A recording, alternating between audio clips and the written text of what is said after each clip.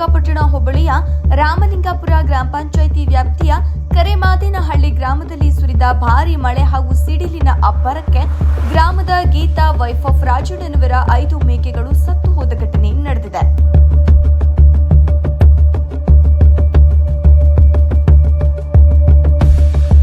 ಕೂಲಿ ಮಾಡಿ ಜೀವನ ಸಾಗಿಸುತ್ತಿದ್ದ ಕುಟುಂಬ ಈಗ ಕಂಗಾಲಾಗಿದ್ದು ಸೂಕ್ತ ಪರಿಹಾರ ಒದಗಿಸಿಕೊಡಬೇಕಾಗಿ ಮನವಿ ಮಾಡಿಕೊಂಡಿದ್ದಾರೆ.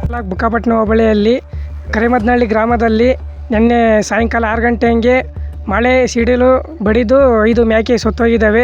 ಅದಕ್ಕೆ ಸಂಬಂಧಪಟ್ಟಂಥ ಅಧಿಕಾರಿಗಳು ಸ್ವಲ್ಪ ಬಡವರಿಗೆ ಸಹಾಯ ಮಾಡಬೇಕು ಅಂತ ಕೇಳ್ಕೊಂತೀನಿ. ಸ್ಥಳಕ್ಕೆ ಬುಕ್ಕಾಪಟ್ಟಣ ಹೋಬಳಿ ಪ್ರಭಾರ ಕಂದಾಯ ಅಧಿಕಾರಿ ಪವನ್ ಕುಮಾರ್, ಹೋಬಳಿಯ ಪಶು ವೈದ್ಯಾಧಿಕಾರಿ, ಪೊಲೀಸರು, ಗ್ರಾಮದ ಮುಖಂಡರಾದ ಜಗದೀಶ್ ಗೌಡರು, ಕರೆಮಾದೇನಹಳ್ಳಿ ನಾಗರಾಜು, ಜಯಣ್ಣ, ಮಹದೇವಯ್ಯ, ಪಾಂಡುರಂಗಯ್ಯ, ಲೋಕೇಶ್, ಮಲ್ಲಿಕಾರ್ಜುನ ಸೇರಿದಂತೆ ಹಲವು ಗಣ್ಯರು ಉಪಸ್ಥಿತರಿದ್ದು ಸಂತ್ರಸ್ತರಿಗೆ ನೆರವು ಹಾಗೂ ಪರಿಹಾರ ದೊರಕಿಸಿಕೊಡಬೇಕು ಎಂದು ಒತ್ತಾಯಿಸಿದರು. ಸಿಡಿಲು ಬಡಿದು 5-6 ಕುರಿ ಮೇಕೆಗಳು ಸತ್ತೋಗಿರ್ತವೆ.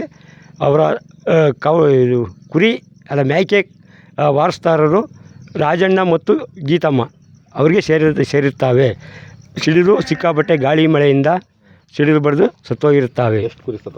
5 ಮೇಕೆಗಳು ಸತ್ತೋಗಿರ್ತವೆ. ಇನ್ನು ಪಕ್ಕದವಕ್ಕೆ ಸ್ವಲ್ಪ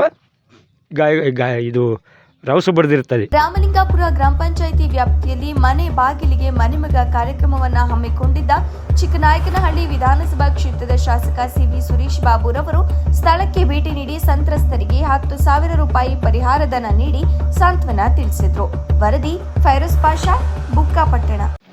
ರಾಮಲಿಂಗಾಪುರ ಗ್ರಾಮ ವ್ಯಾಪ್ತಿಯ ಕರೆಮದಹಳ್ಳಿ ಗ್ರಾಮದಲ್ಲಿ ನಿನ್ನೆ ಸಾಯಂಕಾಲ 6 ಗಂಟೆಯಿಂದ ಗುಡುಗು ಮಿಂಚು ಮಳೆಯಿಂದಾಗಿ ಮಳೆಯಿಂದ ಸಿಕ್ಕಾಪಟ್ಟೆ ಗಾಳಿಯಿಂದಾಗಿ ಗುಡುಗಿಂದಾಗಿ ಮಿಂಚಿಂದಾಗಿನ ಈ ಸಿಡ್ಲು ಹೊಡೆದ್ಬಿಟ್ಟು 5 ಮೇಕೆಗಳು ಸತ್ತಿದ್ದಾವೆ. ಗೀತಮ್ಮ ರಾಜಣ್ಣಗೆ ಸೇರಿದಂಥ ಮೇಕೆಗಳಿವು ಸತ್ತಿದ್ದು. ಇನ್ನು ಡಾಕ್ಟ್ರುಗಳಾಗಲಿ ವೆಟರ್ನರಿ ಡಾಕ್ಟ್ರುಗಳು ಸಂಬಂಧಪಟ್ಟ ಅಧಿಕಾರಿ ತಹಸೀಲ್ದಾರ್ ಮುಖಾಂತರನ ಇವ್ರಿಗೆ ಅನುಕೂಲ ಆಗೋಂಥ ವ್ಯವಸ್ಥೆ ಮಾಡಿಕೊಡ್ಬೇಕು ಅಂತ ನಾವು ಎಲ್ಲರೂ ಕೇಳ್ಕೊತಾ ಇದ್ದೀವಿ.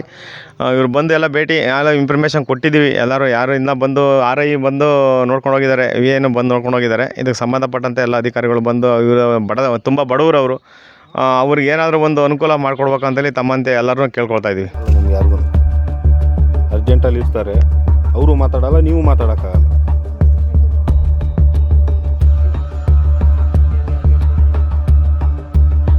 ಮರ ಎಲ್ಲ ಬಿದ್ದಿರೋದು